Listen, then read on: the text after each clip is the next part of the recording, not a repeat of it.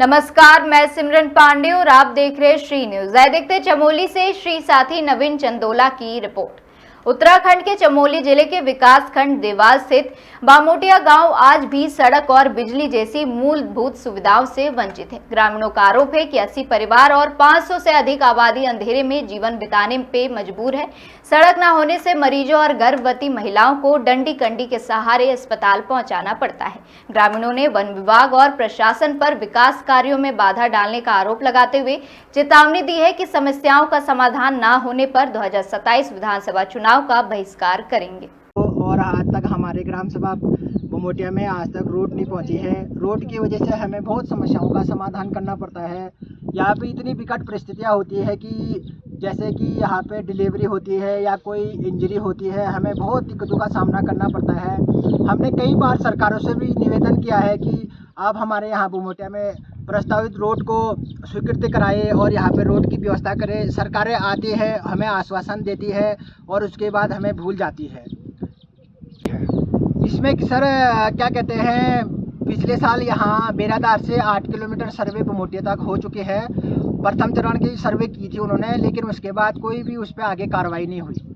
Sir यहाँ पे जैसे कभी क्या कहते हैं डिलीवरी होती है या कोई इंजरी हो जाती है तो बहुत दिक्कत होती है सर। हमें यहाँ से डंडी कंडी से लेके यहाँ से 8 किलोमीटर जाना पड़ता है सर, तब जाके वहाँ से स्वास्थ्य विभाग के लिए एम्बुलेंस की व्यवस्था करनी पड़ती है। तो ये हमारे गाँव में बहुत विकट परिस्थिति हो जाती है सर।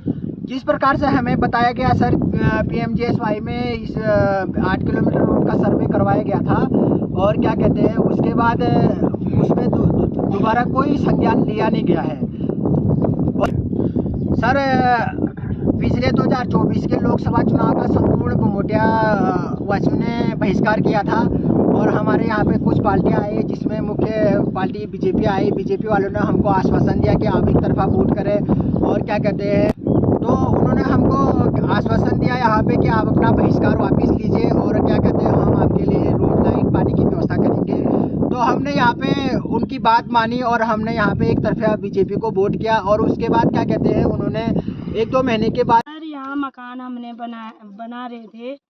ज़मीन भूमि हमारी है और मेरे पति देव ने यहाँ पर मकान बना रहे थे। हमारे मकान पुराना वाला मकान हमारा टूट गया था, इसलिए हमने यहाँ पर बनाए कि हमने बोला कि चलो हम यहाँ पर बना लेते हैं कि नया बनाएंगे करके। हमने अपनी एक कमाई हमने मेहनत करके मजदूरी करके हमने एक रुपया के पाई के हमने जमा करके इस मकान बना रहे थे।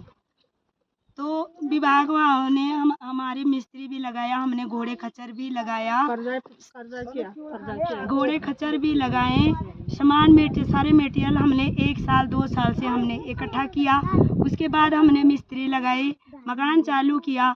उन्होंने जंगलात वालों ने बोला कि हमको मतलब कि ये नहीं बताए, उन्होंने हमको नोटिस भी नहीं दिए, हमको कोई परिचय नहीं मिला।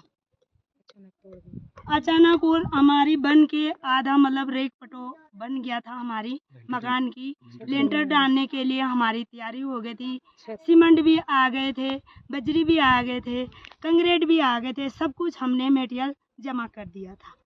वो लोग अचानक आए, हमने घर में भी नहीं थे, हमारे बच्चे लोग थे, भैंस बांधे थे बाहर पे। उन्होंने आए अचानक, साबो लेके आए, कुल्हाड़ी लेके आए, सब सारी गैंती अपने सारे चीज़ लेके आए और इन्होंने अचानक तोड़ दिया हमारी मकान। तो हमने वन विभाग ने हमको सूचना तो नहीं मिला। अगर हमें सूचना दिया होता तो हम यहाँ पर नहीं बनाते। हमारे इतनी मटेरियल लाया यहाँ पर, सामान लाए हम, तो इसकी सामान की भरपाई कौन देंगे?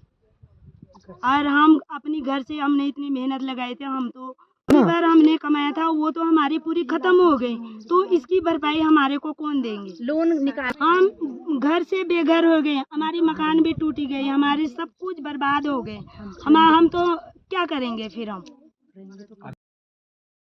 ग्राम सभा बेराधार के तो बामोटिया से रूपा देवी आप सभी का स्वागत एवं अभिनंदन करती हूँ और अपने गांव के बारे में बताना चाहती हूँ कि हमारे गांव में कितनी समस्याएं हैं। आज तक शासन प्रशासन ने जो भी हमको हमारे गांव के लिए झूठा दिलासा दिया गया, रोड संबंधित, शिक्षा संबंधित और लाइट के लिए, हमें वोट के लिए प्रयोग किया गया और हमारी जो भी समस्याएं हैं उनका समाधान नहीं किया गया। जी सर, हमें यहाँ पे यानी कि डिलीवरी के टाइम पे महिलाओं को बहुत सारी परेशानियों का समस्या का समाधान समस्याएं देखनी पड़ती हैं और वृद्ध बुजुर्ग महिलाएं हैं और यहाँ पे व्यवस्थाएं भी नहीं हैं। यहाँ से 2 किलोमीटर रोड पैदल जाना पड़ता है, इसी से हमें बहुत सारी परेशानियां हैं, जैसे कि लाइट नहीं है तो अंधेर। आज़ादी के इतने समय के बाद भी आज भी हमारे गांव वालों को इतनी समस्याएं हैं। हमारा जीवन अंधेरे में धकेला जा रहा है। हमें हर बार झूठा यानी कि हमें हर बार यहाँ पे आशा दिलाया जाता है कि लाइट आएगी, लेकिन फिर भी यहाँ पे लाइट की कोई सुविधाएं नहीं है, जिससे बच्चों के पढ़ाई पर भी बहुत असर पड़ता है। और यहाँ पर संचार सुविधा नहीं है, टेलीविज़न हर चीज़ पर हमको वंचित किया जाता है। शिक्षा से भी अभी स्कूलों में कंप्यूटर सुविधा है, ये सुविधाएं तो दी गई है सरकार के द्वारा, लेकिन यहाँ पे लाइट ना होने के कारण इस सुविधा से भी वंचित है।